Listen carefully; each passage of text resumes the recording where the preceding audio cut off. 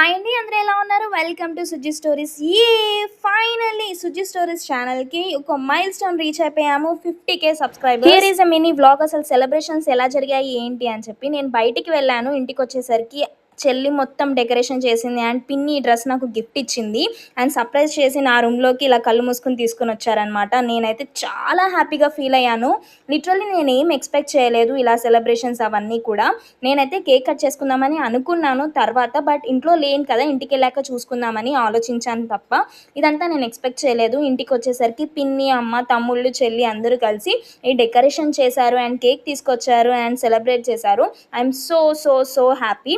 ఎక్కడి నుంచి మొదలు పెట్టాలో అర్థం అవ్వట్లేదు. ఈ సుజ్జి స్టోరీస్ ఛానల్ అనేది నేను నా స్వతహాగా స్టార్ట్ చేయాలని ఎప్పుడు అనుకోలేదు. నా ఫ్యామిలీ అండ్ నా ఎక్స్టెండెడ్ ఫ్యామిలీ, ఆంటీ వాళ్ళు, సంధ్య ఇలా చెప్పుకుంటే కొంతమంది మాత్రమే ఉన్నారు, ఒక స్మాల్ గ్రూప్ ఆఫ్ పీపుల్ నువ్వు ఎందుకు స్టార్ట్ చేయకూడదు అని చెప్పారు.